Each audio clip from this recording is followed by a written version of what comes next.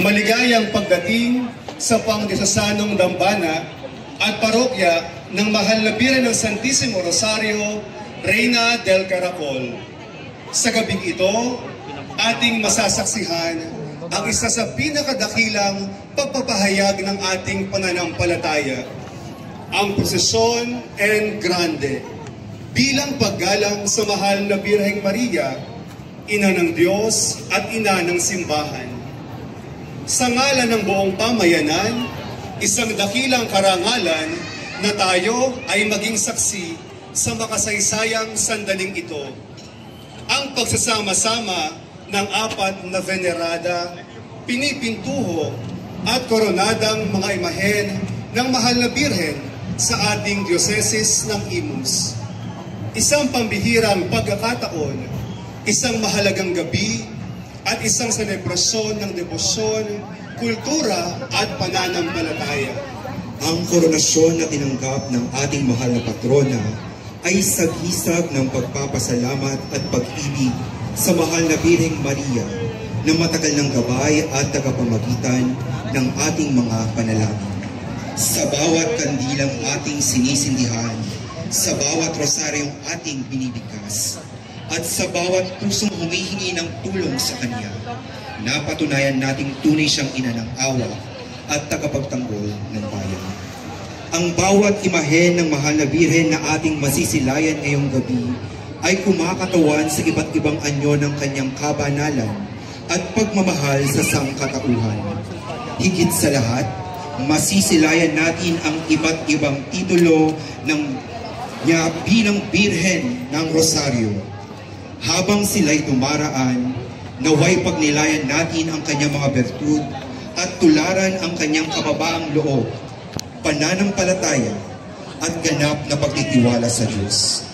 Naway ang banal na pagdiriwang na ito ay maging paalaala ng ating tungkulin na mamuhay ng may pananampalataya, kababaang loob at malasakit sa isa't isa tulad ng ating mahal na ina. Bilang pagsisimula po ng ating programa, akin pong inaanyayahan ang ating rektor at kura paroko, Reverendo Padre Teodoro B. Bawalan, upang pangunahan tayo sa panalangin.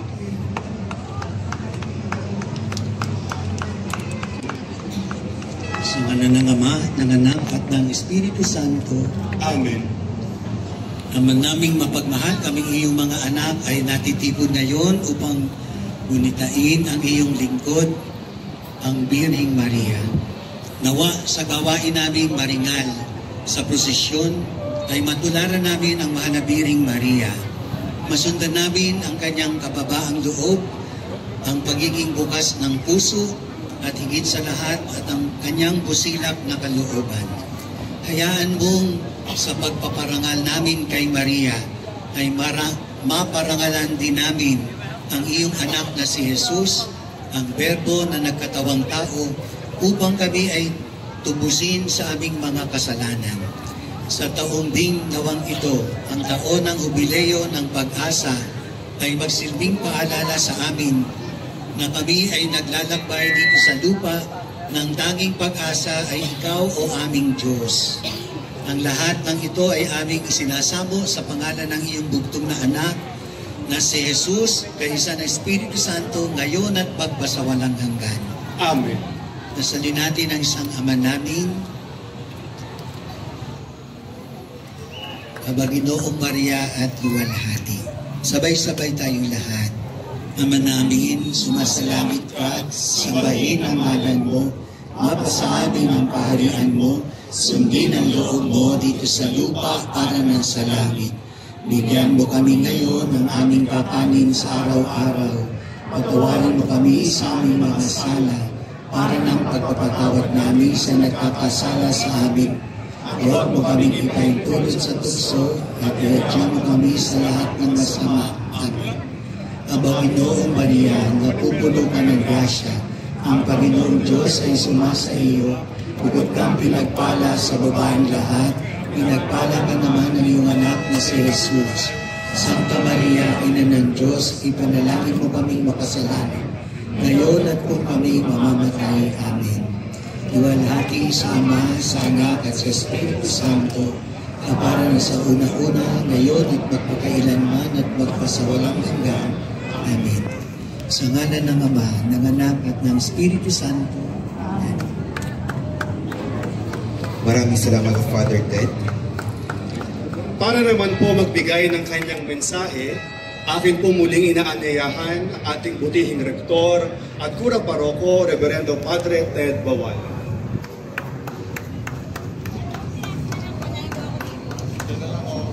Maligayang bati sa dambana ng Reina del Caracol sa pagdaraos natin ng prosesyon and grande ngayong gabi ay inaanyayahang makiisa sa isang makabuluhang gawain ng pananampalataya at debosyon. Ang prosesyon ay hindi lamang isang paglalakbay kundi isang pagpapahayag ng ating pananampalataya, pasasalamat at pananalig sa Diyos. Nawa maging pagkakataon ito upang pagnilayan natin ang ating mga buhay, humingi ng kapatawaran at mag-alay ng panalangin para sa ating pamilya, komunidad at buong sambayanan. Sa bawat hakbang ng ating gawain, dali natin ang diwa ng pagpapasalamat, pagmamahalan, kapayapaan at pag-asa. Magsama-sama tayo sa isang mapayapa at maayos na posisyon na may paggalang at taimtim na puso. Tandaan natin ang ating paglalahok ay hindi lamang pisikal na presensya, kundi isang buhay na patutuo ng ating pananampalataya. Maraming salamat sa lahat ng nakibahagi, nag-asikaso, tumulong at nagsumikap para sa ikatutupad at ikatatagumpay ng aktibidad na ito.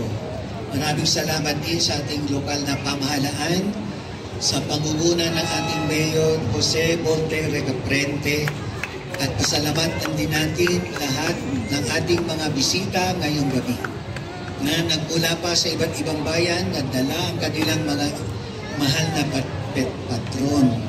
Naway pagpalain tayo ng buong may kapal sa tulong ng mga panalangin ng Biring Maria, ang Reina del Caracol sa gabing ito ng pananampalataya. Maraming salamat po ulit, Father Ted.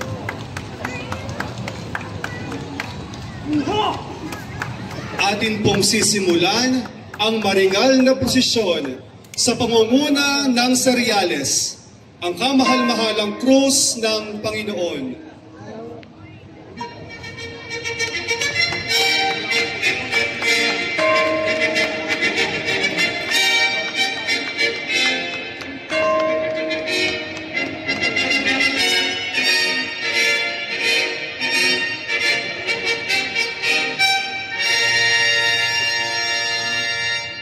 Ilaw ng mga seryales ay tanda ng pananampalatayang buhay. Isang paalaala na tayong mga Kristiyano ay tinatawag na maging ilaw sa daigdig. Tulad ng kandilang unti-unting nauubos habang nagbibigay liwanag, tayo rin ay dapat maghandog ng sarili sa paglilingkod sa Diyos at sa kapwa. Habang sinusundan natin ang krus ng posisyon, naway pagnilayan natin na ang bawat kandila ay panalangin ng isang deboto. Ang bawat liwanag ay tinig ng pananampalataya at ang bawat sindi ng apoy ay paalaala ng presensya ng Diyos sa ating piling.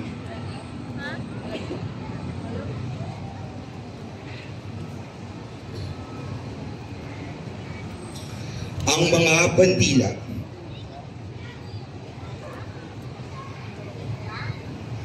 Ang watawat ng ating bansang Pilipinas. Ang ating bandila ay paalaala ng ating pinagmulan at pagkakaisa.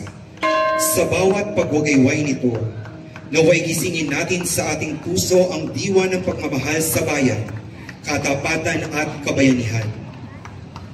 Ang bandila ng Vatican ay isang makabuluhang sagisag ng ating pananampalatayang Katoliko at ng pamunuan ng simbahang itinatag ni Kristo. Ito ay isa sa mga pinakakilalang bandila sa buong mundo. Hindi dahil sa laki ng bansang kinakatawan nito, kundi dahil sa espiritual na kapangyarihan at kahalagahan ng simbahan. Ang watawat ni Maria ay isang sagisag ng ating debosyon at pagmamahal sa mahal na Birheng Maria, Ina ng Diyos at Ina ng simbahan.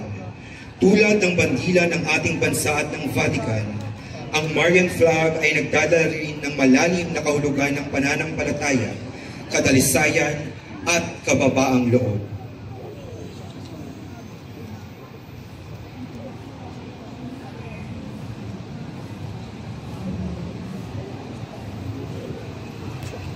Mga kapatid kay Kristo, ngayon ay dadako na tayo sa pinakamahalagang tagpo sa gabing ito, ang pagpapakilala sa mga imahen na ating kapiling sa ating prosesyon and grande.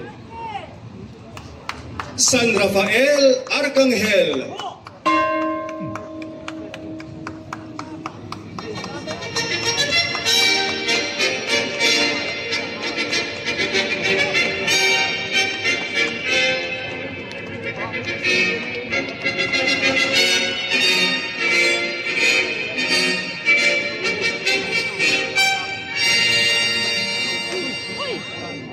Ang pangalang Rafael ay nagmula sa wikang Hebreo na ang ibig sabihin ay ang Diyos ang nagpapagaling. Sa aklat ni Tobias sa Lumang Tipan, ipinadala ng Diyos si San Rafael upang tulungan si Tobit, isang matuwid na lalaking nabulag, at ang kanyang anak na si Tobias. Sa kanilang paglalakbay, ginabayan ni San Rafael si Tobias, at sa kanyang tulong, gumaling ang paningin ni Tobit, at nakamta ni Tobias ang pag-ibig at pagpapala ng Diyos. San Rafael din ay kilala bilang patron ng mga manlalakbay at mga manggagamot, tulad ng kanyang paggabay kay Tobias sa kanilang paglalakbay. Tayo rin ay ginagabayan niya sa ating espiritual na paglalakbay tungo sa kabanalan. Siya ang ating tagapagtanggol sa mga panganib ng daan at tagapamagitan sa ating mga panalangin para sa kaligtasan ng kalusugan ng katawan at kaluluwa. Si San Rafael din ang ating segunda patron ng ating bayan. Si San Rafael Arcangel ay larawan ng awa ng Diyos na nagpapagaling, gabay ng mga naglalakbay at tagapagtanggol ng mga may sakit. Naway sa kanyang panalangin, tayo'y pagpalain ng kalusugan, kaligtasan at kapayapaan ng puso. Ang imaheng ito ni San Rafael ay nasa pangangalaga ng pamilya Prudente ng Barangay Kanluran. San Rafael Arcangel, ipanalangin mo kami. Nagpapasalamat din po tayo sa mga sumama sa karosa ni San Rafael at sa Reina del Caracol Youth Symphonic Band.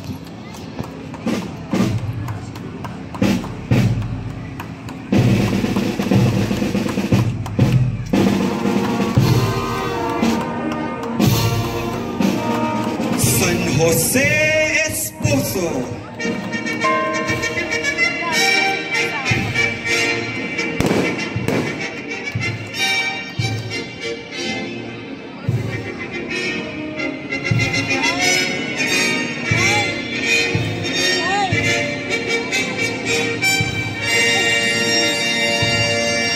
Si San Jose ay kilala bilang tapat na asawa ng Birheng Maria.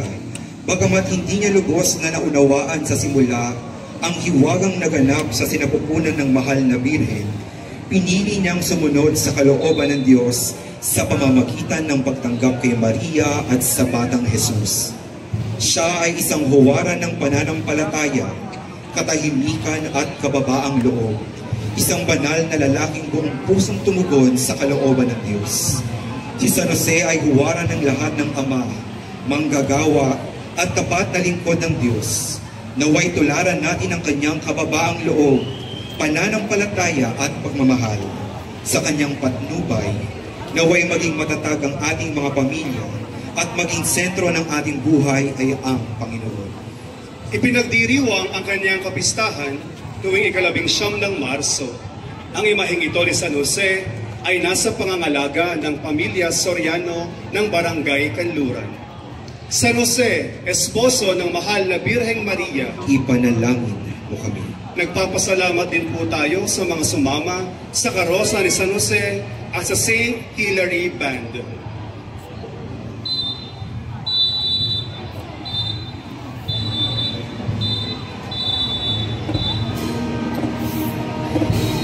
Nuestra Señora del Rosario de Urdaneta.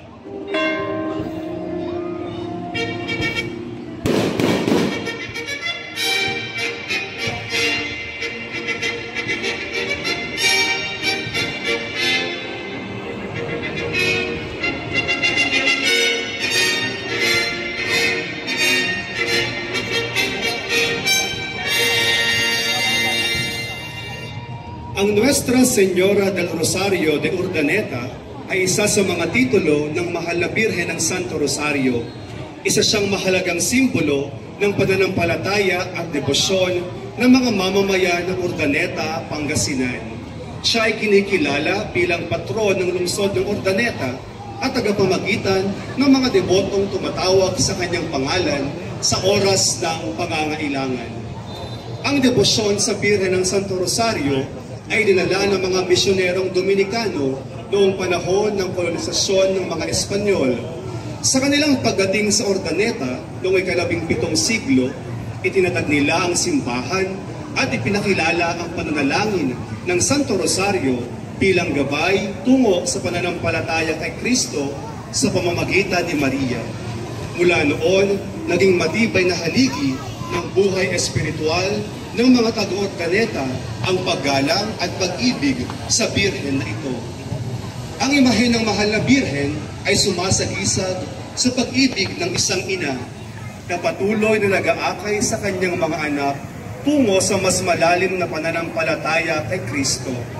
Sa pagdiriwang ng kanyang kapistahan tuwing buwan ng Oktubre, pinagbubuklod niya ang buong komunidad sa pagdarasal ng Santo Rosario, mga prosesyon at iba't ibang gawaing pangsimbahan. Ang Nuestra Señora del Rosario de Urdaneta ay hindi lamang isang antigong imahe sa dambana. Siya ay buhay na paalala ng katapatan, kababaang loob at pag-asa, mga katangiang patuloy na isinasabuhay ng mga Urdanetans sa pang-araw-araw na buhay. Sa kanyang tulong at pamamagitan, nananatiling matatag ang pananampalataya ng kanyang mga anak sa gitna ng anumang pagsubok. Ang imaheng ito ng Mahal na Birhen ay nasa pangalaga ng parokya ng Mahal na Birhen ng Santo Rosario, Reina del Caracol. Nuestra Señora del Rosario de Urdaneta, Ipanalangin mo kami.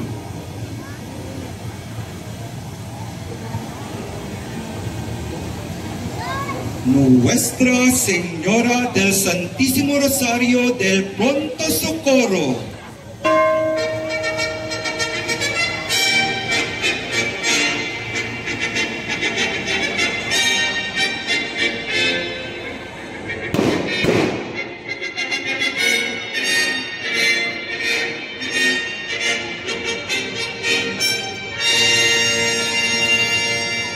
Nuestra Señora del Santísimo Rosario del Pronto Socorro, na nangangahulugang ang mahal na ina ng kabanal-banalang Rosario ng mabilis na tulong, ay isang natatanging anyo ng Mahal na Birheng Maria na kinikilala bilang ina ng agarang paglingap at tulong sa mga nangangailangan.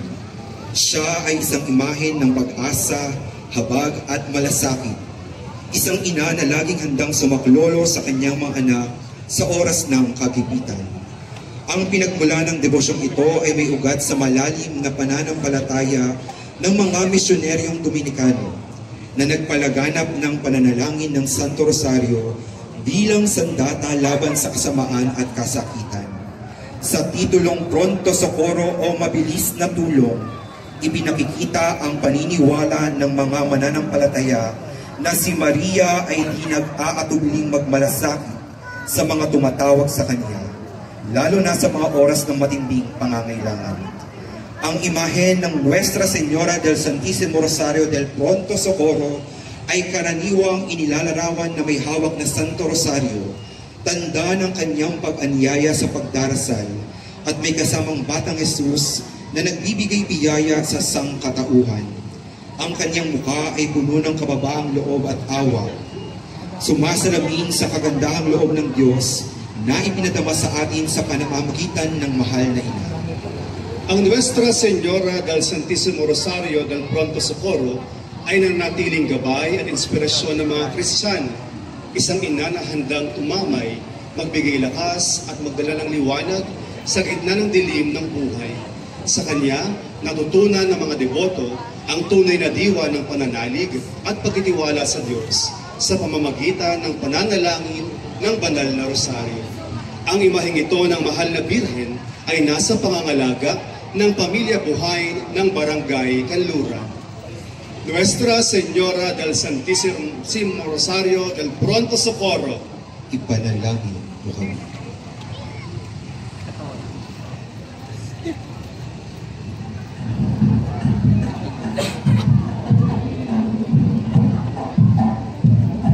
Amaya. Nuestra Señora del Santísimo Rosario de Amaya.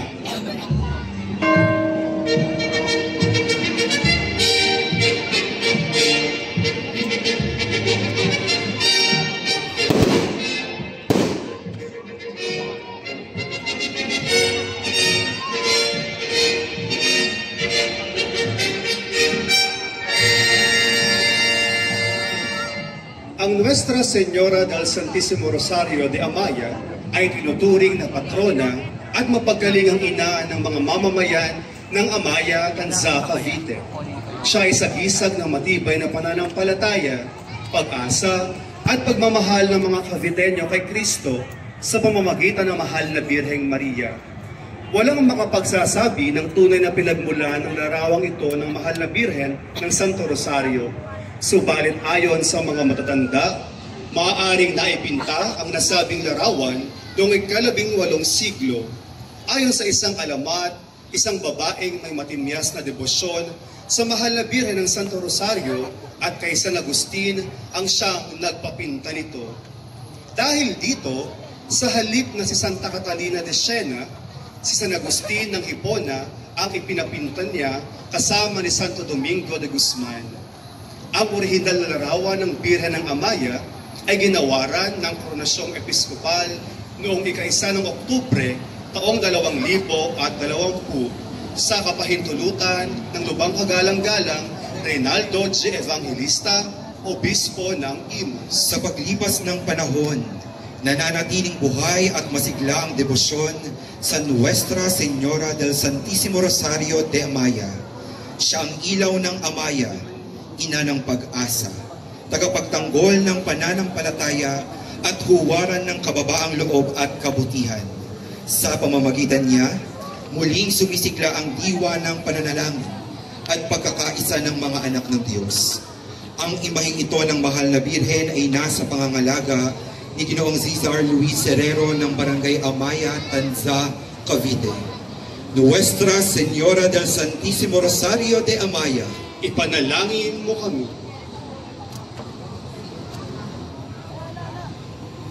Nuestra Señora del Santísimo Rosario de Wawa,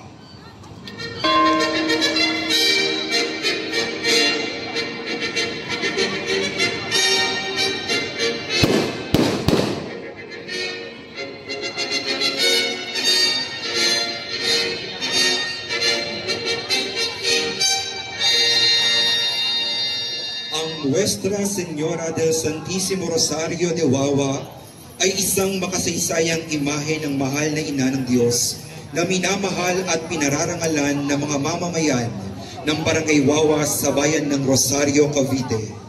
Siya ay kilala bilang mapagkalingang ina at tagapangalaga ng buong pamayanan, isang simbolo ng pananampalataya, pag-asa at pagkakaisa ng mga debotong Caviteño.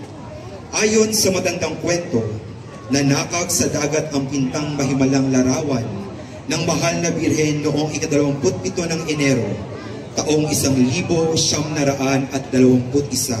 ng isang mangingisda. Pag-uwi nito sa kanilang tahanan, ay inilagay niya ang napulot niyang piraso ng yero sa kanilang lutuan. Sa paglipas ng mga araw, ay napansin niyang lagi itong kinakalmot ng pusa, kung kaya't ito ay kanyang pinagmasdan. Napansin niyang may lumabas na imahen sa piraso ng lata, kung kaya't ito ay kanyang kinuskos ng kinuskos. Hanggang sa ganap na lumabas ang larawan ng mahal na Birhen at Niño Jesus. Makikita sa estrella ng Birhen ang NS del Rosario, palatandaan ng kanyang titulo ng Birhen ng Santo Rosario. Ipinagdiriwang ngayong taon ang ika-105 anibersaryo ng pagkakakita sa larawan ng mahal na Birhen. Ipinagdiriwang ang kanyang kapistahan tuwing ika-4 na linggo ng Enero.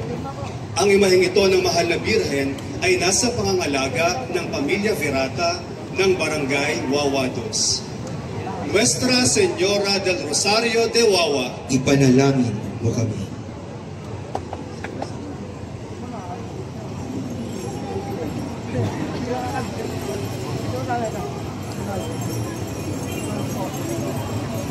Nuestra Señora del Rosario de Fátima,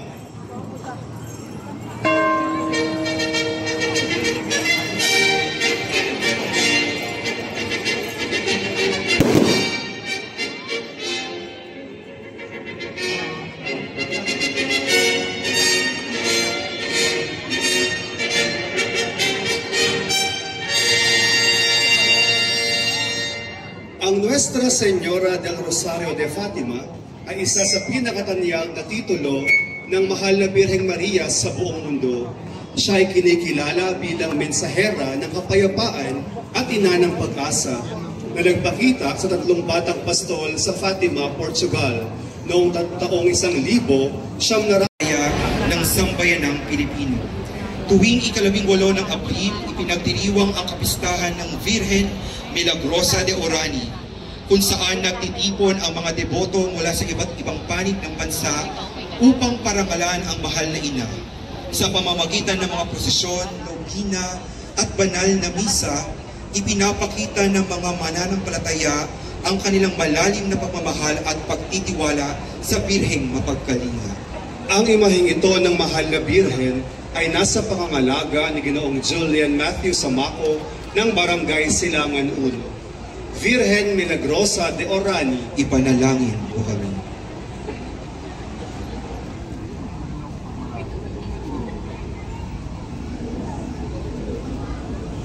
Nuestra Señora del Santísimo Rosario de Manaoag,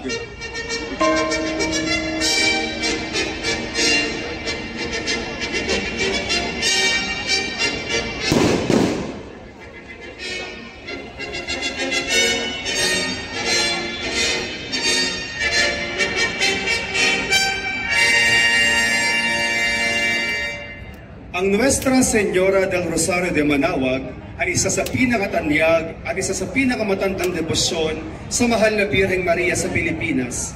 Kilala siya bilang Birhen ng Manaoag, ang patroness of the Holy Rosary of Manaoag at tagapagtanggol ng mga mamamayan ng Pangasinan at buong bansa. Ayon sa tradisyon, ang Birhen ng Manaoag ay unang nagpakita sa isang magsasaka noong unang bahagi ng ika-17 siglo. Habang siya ay naglalakad, nakita niya ang liwanag sa itaas ng isang puno at sa liwanag na iyon, lumitaw ang Mahal na Birheng Maria na may hawak na Santo Rosario at ang Batang Jesus sa kanyang mga bisig.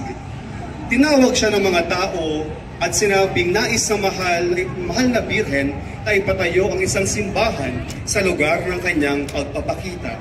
Mula noon, ang lugar ay tinawag na Manaoag, na nagmula sa salitang Ilocano na tawag, ibig sabihin ay tumawag. Tuwing ikatlong linggo ng Abril, ipinagdiriwang ang kapistahan ng Mahal na Birhen ng Manaoag at tuwing buwan ng Oktubre, pinararangalan din siya bilang ina ng Santo Rosario. Sa bawat panalangin ng Rosario, sa bawat paglalakbay ng mga deboto patungo sa kanyang dambana, ay muling nabubuhay ang panawagan ng mahal na ina na magdasal, magtiwala at magmahal ng buong puso.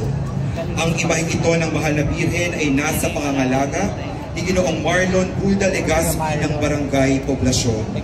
Nuestra Señora del Rosario de Manaoag, Ipanalangin mo kami.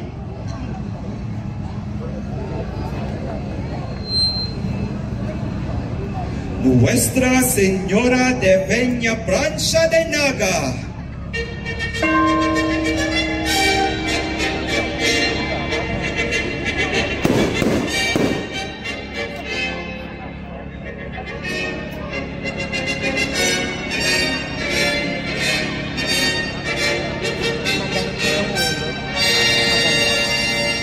Nuestra Señora de Peña Francia de Naga ay kinikilala bilang patrona ng Kabikulan at ina ng mga Bicolano.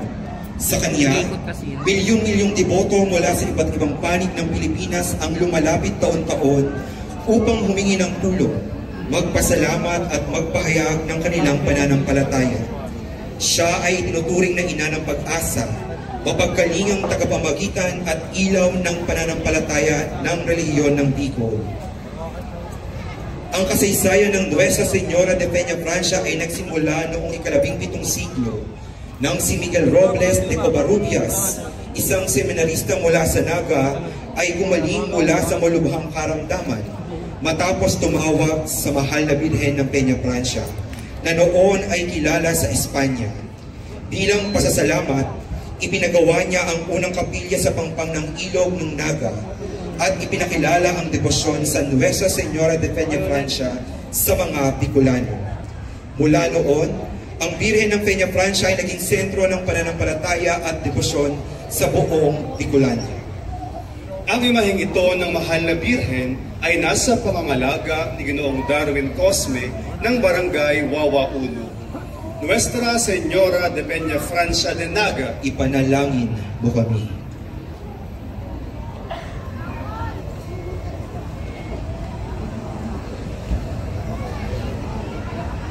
Nuestra Señora del Santísimo Rosario, La Naval de Manila.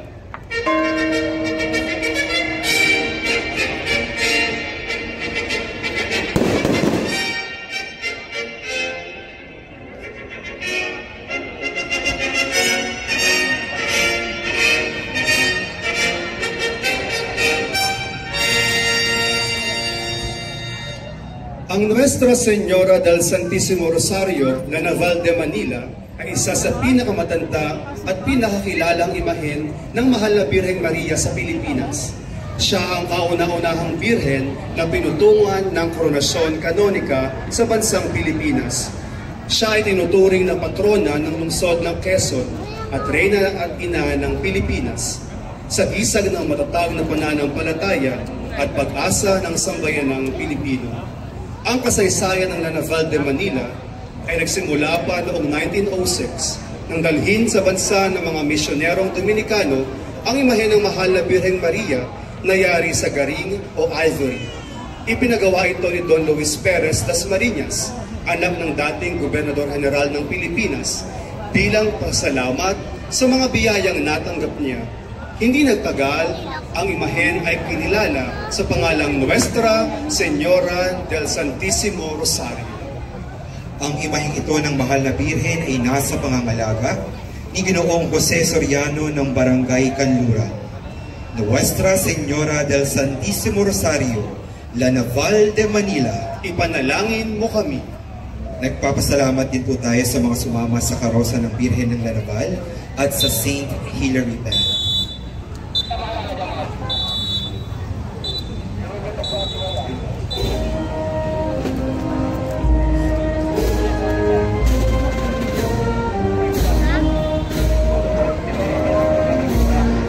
Nuestra Señora del Rosario de Fátima de Binakayan.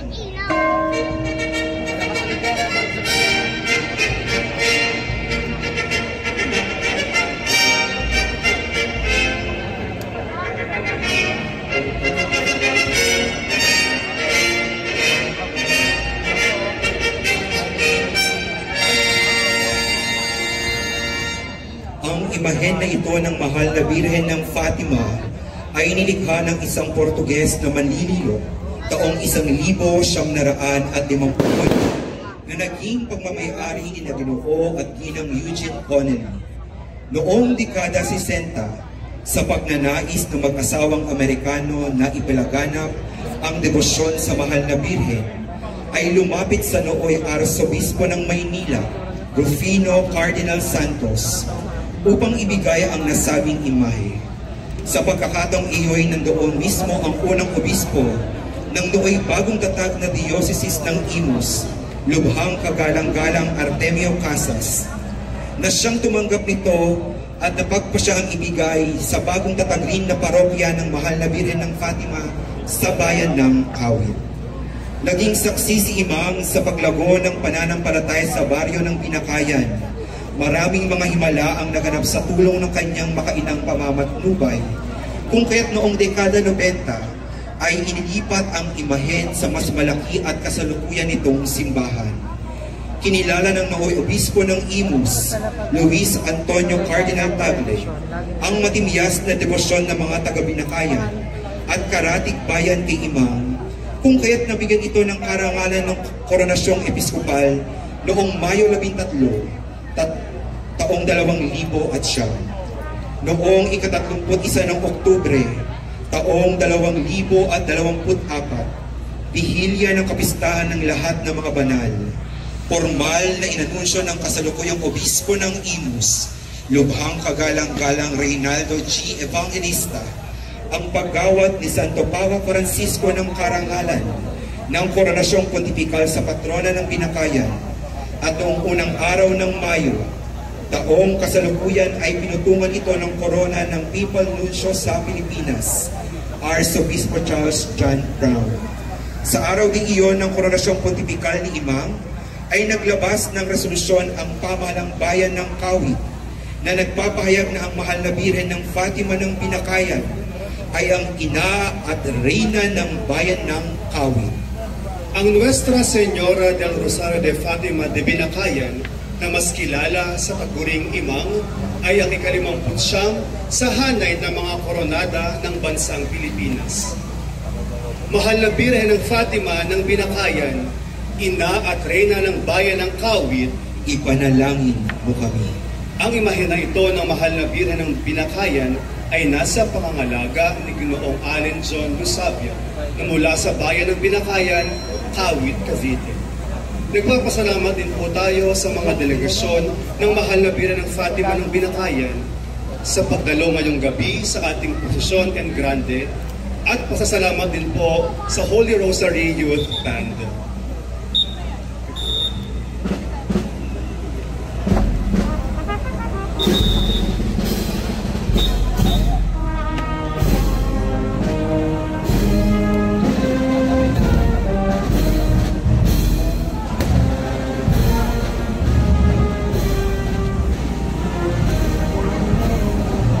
Nuestra Señora de la Soledad de Portavaga, Reina de Cavite.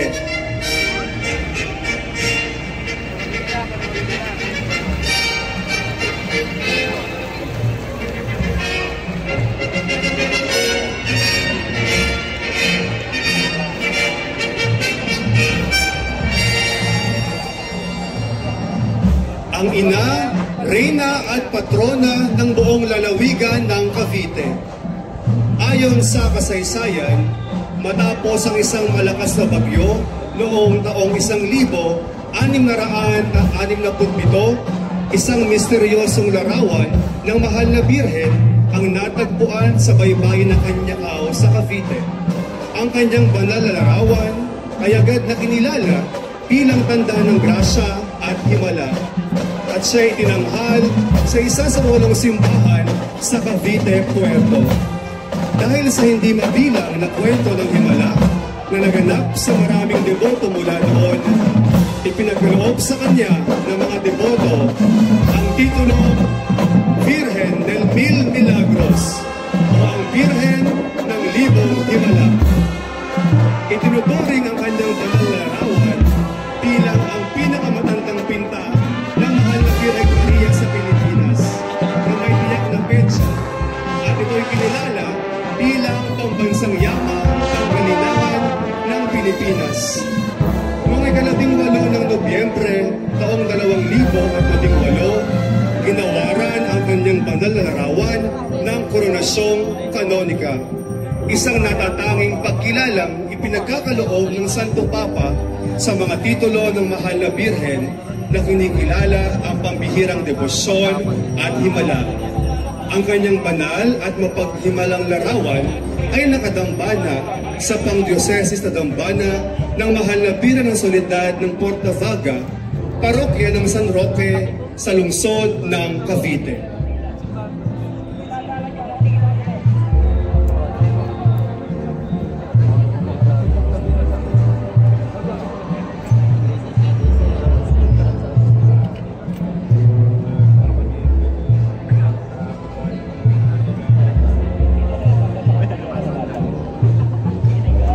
Ngayon po ay ating masasaksihan ang paglakad ng mga bandila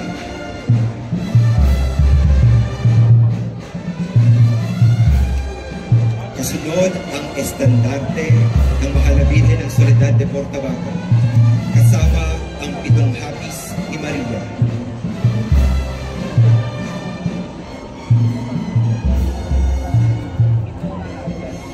Ipinagdiriwang ang kanyang dakilang kapistahan tuwing 2 at 3 linggo ng Nobyembre.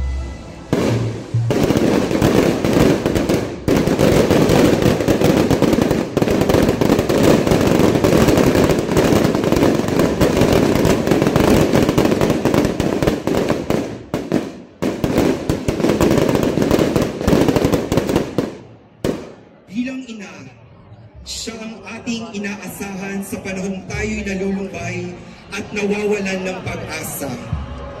Bilang reyna, siya ang namumuna at gumagabay sa ating paglalakbay patungo sa kabanalan. At bilang patrona ng buong lalawigan ng Cavite, siya ang nagsisilbing tanggulan at tagapamagitan ng kanyang mga anak sa tuwina. Ngayong gabi, sa ating sama-samang paglalakbay sa banal na prosesyon, naway muling magbuhay sa ating puso ang diwa ng pananampalataya, pagsisisi at pag-asa, sapagkat kasama natin ang ating ina sa ilalim ng krus, ang ating reyna at patrona, Nuestra Señora de la Soledad de Portabaga, Reina de Cavite, Luz de Filipinas. Nuestra Señora de la Soledad de Portabaga, Reina de Cavite, Ipanalangin mo kami. ang imahe na ito ng Birhen ng Soledad de Portabaga ay nasa pangalaga ng Cofradia de la Virgen de la Soledad de Portabaga Incorporated sa pangunguna ni Ginoong Jonel Ryan I. Enriquez. Nagpapasalamat po tayo sa mga delegasyon ng Mahal na Birhen ng Soledad ng Portabaga ng Cavite City sa pagdalo ngayong gabi sa ating prosesyon en grande. Gayon din po sa Cofradia de la Virgen de la Soledad de Portabaga sa pangunguna ng kanilang Pangulo, ang ating mabuting kaibigan, Ginoong Jonel Ryan I. Enriquez.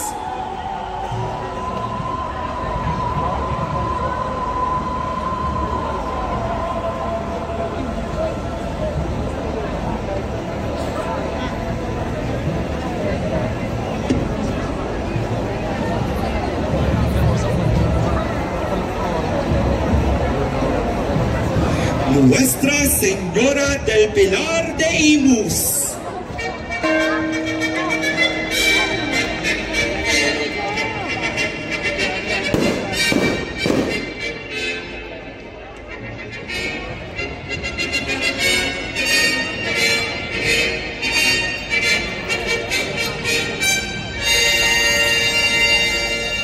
Ayon sa opisyal na tala ng mga Recoleto sa Pilipinas, ito ang kasaysayan ng debosyon sa Nuestra Señora del Pilar na dinala sa Hacienda de Imus.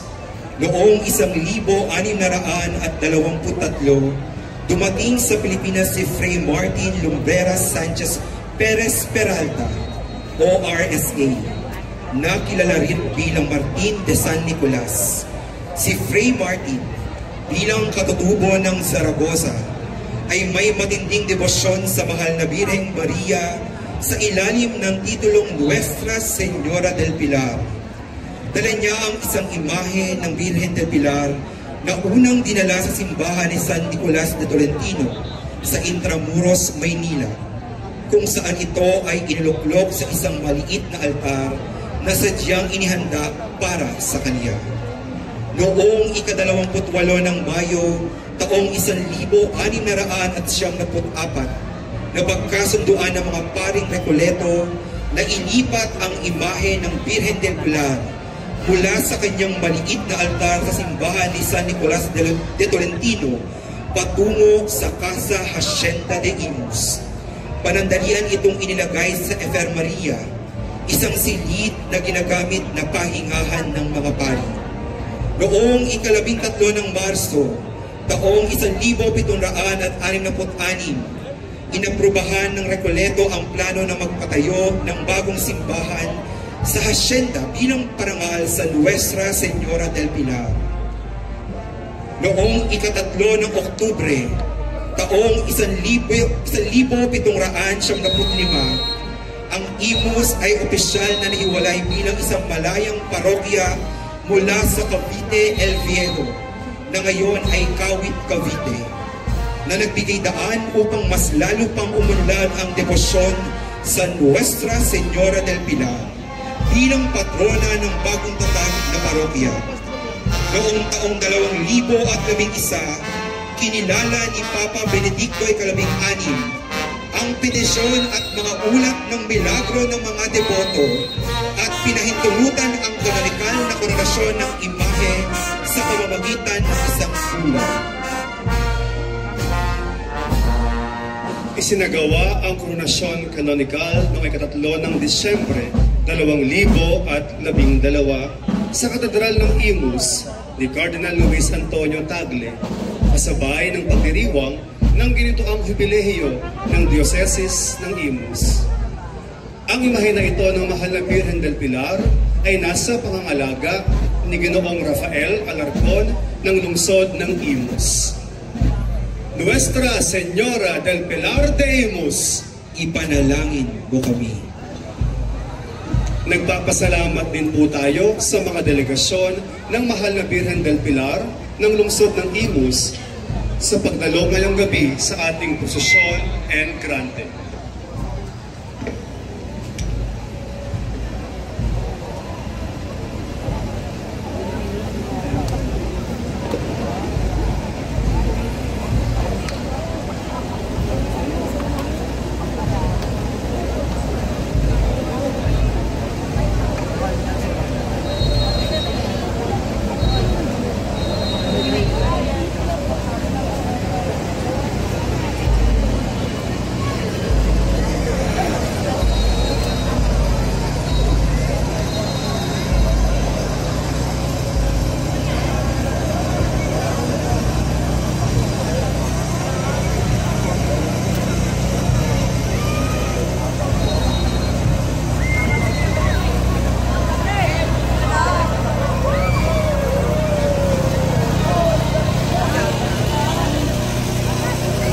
Nuestra Señora del Santísimo Rosario, Reina del Caracol.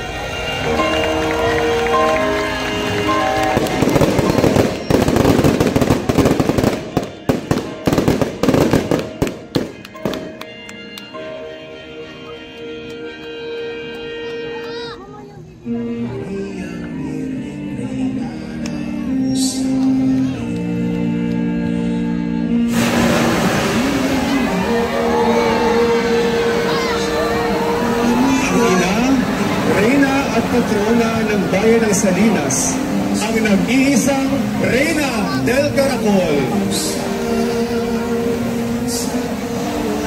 Ang larawan ng Mahal na Birhen ay sadyang dinala buhat Mindoro na lulan sa isang batel upang mangalakal. Sumuong sa isang napakalakas na bagyo ang mga mangangalakal banaag patungong Maynila. Ang pinuno ng mga tripulante ay bumaba sa kabanya, isang silid sa ilalim ng batel upang tingnan kung mayroong maililigtas na gamit. Agad niyang napansin ang kwadro ng Mahal na Birhen na dahil sa lakas ng mga alon ay umiindayog sa kinasasabitang dingding. Agad niya itong niyakap. Napaluhod siyang nanalangin ng taimtim upang hilingin sa Mahal na Birhen ng Santísimo Rosario ang kaligtasan ng lahat. Nakapangako pa siya kung itutulot ng Panginoon na sila ay makaligtas sa kalamidad na iyon, ay pagpapagawa nila ng kubol ang Mahal na Birhen saan mang lugar sila unang makadaong. Sa hindi maipaliwanag ng pangyayari, ay tila dininig ng Mahal na Birhen ang kanilang panalangin, sapagkat hindi nagtagal ay unti-unti nang humupa ang malakas na hangin. Pagsapit ng umaga ay sadyang naging maaliwalas ang panahon, at ang kanilang batel ay sumadsad sa dalampasigan ng Mohon na tinatawag ngayong Buzon sa sityo ng Barangay Salinas, Marcelia. Ikinuwento ng mga tripulante ng mga maalakal ang kanilang karanasan at ang mapaghimalang pag-iingat sa kanilang mahal na birhen. Kaya't inanayahan nila ang mga mamamayan ng Salinas na magdiwang at magpista sa araw na iyon. Sa masayang tugtog ng banda, umindak ang lahat at isinayaw ng mga tripulante ang larawan ng mahal na birhen. Humiling sila ng isang lugar upang isakatuparan ng mga tripulante ang kanilang pangako, at sa tulong ng mga taga-Salinas ay naitayo ang isang kubol na yari sa kawayan at mga kahoy na galing sa kanilang batin. Iniluklok nila ang larawan ng mahal na birhen ng Santissimo Rosario sa ginawang altar at silang lahat ay nanalangin. Ang buong buwan ng Oktubre ay inilalaan para sa araw-araw na debosyon sa mahal na birhen. Ang kapistahan ng mahal na birhen ng Santissimo Rosario, Reina del Caracol, ay ipinagdiriwang tuwing ika-7 ng Oktubre at ika-3 linggo ng Mayo. Ginaganap ang 9 na araw na nobina sa paghahanda ng kanyang kapistahan. Ang karakol ay ginaganap tuwing bisperas ng fiesta. Ang sayaw at indayog ng karakol ay tanda ng pagpapasalamat ng mga taga-Rosario sa mahal na birhen at sa kanyang anak na si Jesus. Ang larawan ng mahal na birhen ay ginawaran ng Koronasyong Episkopal noong taong 1995 at nito lamang ika-9 ng Oktubre ay ginawaran naman ng pontifikal na koronasyon ang mahal na birhen bilang Reina del Caracol. Patunay ngang mapalupa man o karagatan, ikaw ang nag-iisang Reina del Caracol! Viva la Virgen! Viva! Viva la Reina del Caracol! Viva! Nuestra Señora del Santissimo Rosario, Reina del Caracol! Ipanalangin mo kami.